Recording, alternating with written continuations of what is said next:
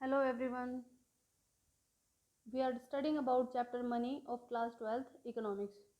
In our last video, we have discussed about the commercial banks यानी कि commercial banks क्या होते हैं. It is an institution which perform the function of accepting deposits, lending funds and making investments. ये वो institution होते हैं जो फंक्शन परफॉर्म करते हैं किस किस के कौन कौन से काम करते हैं. एक्सेप्टिंग डिपॉजिट्स, जो डिपॉजिट्स एक्सेप्ट करते हैं. लैंडिंग फंड्स, फंड्स देते हैं लोगों को, लोन देते हैं. एंड मेकिंग इन्वेस्टमेंट्स, और इन्वेस्टमेंट्स करते हैं with the main M of earning profits, जिनका मेन एम क्या होता है, प्रॉफिट अर्न करना. एंड कमर्शियल बैंक्स के कुछ फंक्शंस होते हैं जैसे कि जिन्हें हम आज आज के लेसन में कवर करने वाले हैं. कौन कौन से फंक्शंस हैं? जो first is primary and second is secondary function. Okay, तो अब देखते हैं हम फंक्शंस के बारे में. सबसे पहले देखते हैं प्राइमरी फंक्शन में कौन कौन से हैं. Accepting deposits, advancing loans and credit creation. आज के टॉपिक में हम आज के फंक्शंस में हम डिस्कस करेंगे about accepting deposits and advancing loans. Credit creation के बारे में हम अलग से एक वीडियो में डिस्कस करेंगे because this is most important topic of this chapter. आपके एग्जाम में क्वेश्चंस आते हैं इससे बहुत ज़्यादा. सेकेंडरी फंक्शंस में आता है आपका overdraft facility, discounting bills of exchange, agency function and general utility function. Okay, so आगे देखते हैं हम प्राइमरी फंक्शंस. प्राइमरी फंक्शंस क्या होते हैं? सबसे पहले होता है accepting deposits. The main function of a commercial bank is to accept various kinds of deposits. सबसे मेन फंक्शन क्या होता है? जो अलग अलग तरह के डिपॉजिट्स होते हैं उनको एक्सेप्ट करता है bank. This is the main function of commercial bank. कौन कौन से होते हैं वो डिपॉजिट्स? तीन तरीके के डिपॉजिट्स होते हैं: demand deposits, fix deposit and saving deposits. अब डिमांड डिपॉजिट्स में देखते हैं हम क्या होते हैं. Deposits repayable on demand, means जब डिमांड की जाए तब उनको पे कर दिया जाए. यानी कि जब आपकी मर्जी हो, जब आपको ज़रूरत हो तो आप उनको विड्रॉ कर सकते हो. ये बेसिकली ये करंट अकाउंट को हैंडल कर, या करंट अकाउंट जो होता है वो उसमें आता है कि आप उसमें जब चाहो, जब आप उसमें पेमेंट कर सकते हो, जब चाहो आप उससे विड्रॉ कर सकते हो. और इसे कौन करता है? बिजनेस फर्म्स करती हैं. इसमें कोई रिस्ट्रिक्शन नहीं होती कि कितने नंबर ऑफ ट्रांजेक्शन्स आपको करनी है. आप एक दिन में कितनी भी ट्रांजेक्शन्स कर सकते हो. Cheque facility is available. इसमें चेक फैसिलिटी अवेलेबल होती है, आप इस चेक से पेमेंट कर सकते हो लोगों को. सेकंड आता है फिक्स डिपॉजिट. अब फिक्स डिपॉजिट क्या होता है? जो अमाउंट होता है डिपॉजिटर का for the fix period of time. जो अमाउंट होता है वो डिपॉजिट किया जाता है फिक्स पीरियड ऑफ टाइम के लिए. 2 साल, 4 साल, 10 साल, कितने सालों के लिए भी उसमें फिक्स टाइमिंग होती है. और इसमें बेसिकली दो ट्रांजेक्शन्स होती हैं. एक एक जो हम जमा कराते हैं तब, और एक विड्रॉ करते हैं तब. दो ट्रांजेक्शन्स होती है इसके अंदर मेन. इसके अलावा इसमें ट्रांजेक्शन्स नहीं होती है. चेक फैसिलिटीज में अवेलेबल नहीं होती है. और इसे कौन करता है? हाउस होल्ड्स करते हैं. नेक्स्ट देखते हैं हम सेविंग डिपॉजिट्स. अब सेविंग डिपॉजिट्स में क्या होता है?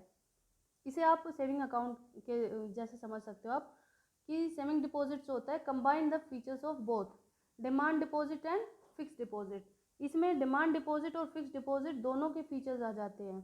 कैसे? Limited number of transactions. अब ऐसा नहीं है फिक्स डिपॉजिट की तरह कि दो ही ट्रांजेक्शन्स होंगी. ऐसा भी नहीं है कि no restriction of number of transactions. इसमें ट्रांजेक्शन आप कर सकते हो लेकिन एक लिमिट होती है कि आप कितने ट्रांजेक्शन्स आप इसके अंदर कर सकते हो. ओके, और इसमें चेक फैसिलिटी आपको अवेलेबल होती है कि आप किसी को पेमेंट करनी है तो आप चेक से कर सकते हो. और ये कौन करता है इसमें? ये से करते हैं हाउस होल्ड यानी कि आप. ओके, नेक्स्ट देखते हैं हम आगे. फिर आता है हमारा सेकंड फंक्शन एडवांसिंग लोन्स, यानी कि जो लोन देते हैं लोगों को. अब ये पैसा कहाँ से आता है? जो जो बैंक होते हैं वो लोन देते हैं लोगों को, वो पैसा आता कहाँ से है? वो आता है आपका जो यहाँ से हमने डिपॉजिट्स, अलग अलग तरह के डिपॉजिट्स जो हमने एक्सेप्ट किए हैं वो पैसा आएगा यहाँ से. और फिर हम उसको देंगे कैसे? लोन्स के रूप में. ओके, तो अब देखते हैं हम आगे कि कैश क्रेडिट. सबसे पहले देखते हैं हम कैश क्रेडिट. कैश क्रेडिट होता क्या है? ये बेसिकली करंट असेट्स के अगेंस्ट में दिया जाता है. Current assets. ओके, इसमें क्या होता है, इसमें स्टॉक्स शेयर्स को एज अ सिक्योरिटी के लिए रखा जाता है। इसमें land building as a collateral देखने को नहीं मिलते हैं। Okay, so interest is charge on amount actually withdrawn. अब बात देखते हैं इसके अंदर इसका क्या मतलब है। जो इंटरेस्ट होता है, जो आपने अमाउंट निकलवाया है एक्चुअल में, यानी कि जैसे मान लीजिए आपने 10 लाख रुपीज़ का वो लोन लिया है आपने 10 लैक्स का, लेकिन आपने उसमें से सिर्फ 5 लैक्स ही विड्रॉ किए हैं। तो आपके जो बचे हुए 5 लैक्स हैं, आपको आपका जो इंटरेस्ट है सिर्फ उसी के ऊपर लगेगा जो बचे हुए 5 लैक्स है। ठीक है, तो नेक्स्ट देखते हैं हम डिमांड लोन्स। डिमांड लोन्स क्या होते हैं? ये एक जनरली इम्प्रैक्टिकल सा सिचुएशन होती है और ये जनरल कंडीशंस में देखने को नहीं मिलता है, क्योंकि इसका कोई फिक्स टेन्योर नहीं होता है। बैंक जब चाहे इसकी डिमांड कर सकता है। Okay, loan which can be recalled by bank on demand. जब बैंक को डिमांड होगी, बैंक को ज़रूरत होगी, तो वो डिमांड कर लेगा, पैसे वापस मांग लेगा। नेक्स्ट देखते हैं हम short term loans. Generally market में यही शॉर्ट टर्म्स लोन दिखाई देते हैं। ये कुछ कोलेटरल सिक्योरिटीज़ के बदले में मिल सकते हैं। कैसे? वो सिक्योरिटीज़ बहुत बहुत सारे टाइप्स की हो सकती है, करंट भी हो सकती है, फिक्स्ड भी हो सकती है।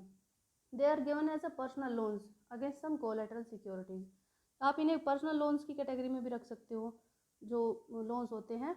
ठीक है, आगे देखते हैं हम सेकेंडरी फंक्शंस। तो सेकेंडरी फंक्शंस में देखते हैं इसमें कौन कौन से होते हैं। सेकेंडरी फंक्शंस में सबसे पहले आता है आपका ओवरड्राफ्ट फैसिलिटी।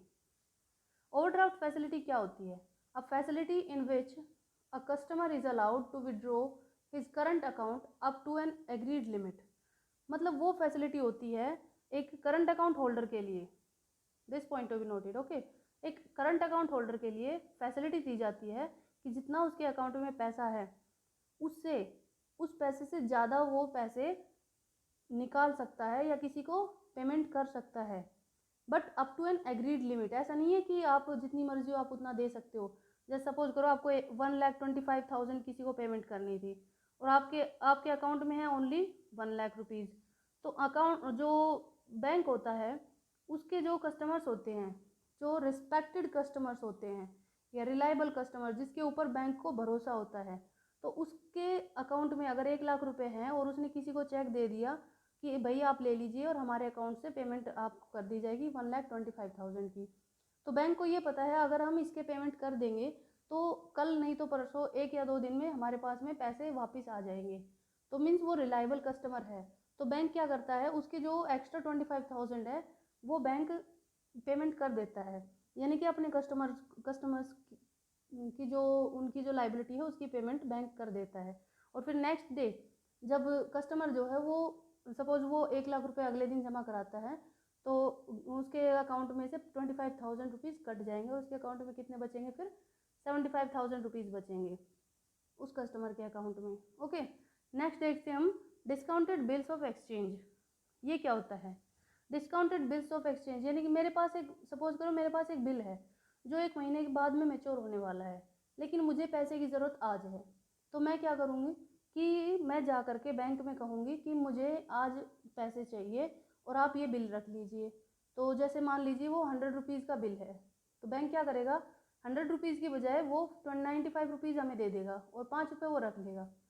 ठीक है, और तो जब वो बैंक में जो बिल है वो मैच्योर होगा, तो बैंक क्या करेगा, वो जा करके और उसे डिस्काउंट करा लेगा, उसकी पेमेंट ले लेगा। ठीक है, और लेकिन हमें अब ज़रूरत थी तो हमें हमारे पास में अब वो हमें डिस्काउंट करके बिल को दे देगा। This is discounted bill of exchange. ये आप लोगों ने 11वीं क्लास में भी पढ़ा होगा। नेक्स्ट देखते हैं एजेंसी फंक्शंस। एजेंसी में एजेंसी वर्ड में सबसे इम्पोर्टेंट वर्ड है एजेंट, यानी कि हमारी तरफ से एजेंट की तरह काम करता है बैंक। जैसे ट्रांसफ़र ऑफ फंड्स, जैसे फंड्स को ट्रांसफ़र करना हो। ठीक है, collection and payment of various items, जो अलग अलग आइटम्स हैं उनको कलेक्ट करना, उनकी पेमेंट करना। जैसे मान लीजिए मुझे बहुत सारे बिल्स वगैरह पे करने हैं, या जैसे हमारे इलेक्ट्रिसिटी बिल है मेरी कंपनी का, और बहुत सारे ऐसे छोटे मोटे बिल होते हैं जिसका अगर हम अपनी सारी इन्फॉर्मेशन और बिल्स जो है बैंक के पास पहुंचा देते हैं तो बैंक हमारी तरफ से उसकी पेमेंट कर देता है। Purchase and sale of security, हमारे बिहाफ पर जो बैंक होता है वो हमारी सिक्योरिटीज़ जो होती हैं उनको सेल और परचेज करता है। जैसे अगर हम शेयर वगैरह इशू करने हो तो उसको सेल करना, उसको परचेज करना, तो बैंक वो काम करता है। नेक्स्ट आता है इनकम टैक्स कंसल्टेंसीज।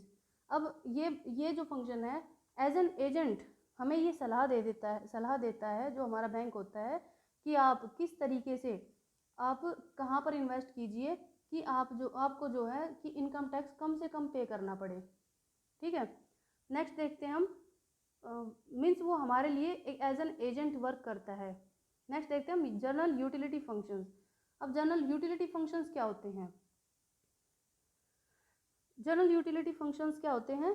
वो फंक्शंस जो आपको जनरली आपकी जो नीड है उसको सेटिस्फाई करते हैं, वो एक जनरल सेटिस्फेक्शन आपको प्रोवाइड करते हैं। जैसे आपको क्या कौन कौन सी फैसिलिटी देते हैं? लॉकर फैसिलिटी प्रोवाइड करते हैं।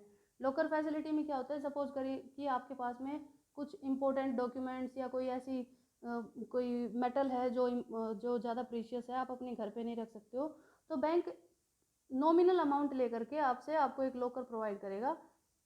आप उस लॉकर में जा करके अपना वो सामान रख सकते हो और उसके बदले में बैंक आपसे थोड़ा बहुत कुछ चार्जेस लेता है। नेक्स्ट आता है ट्रैवलर्स चेक।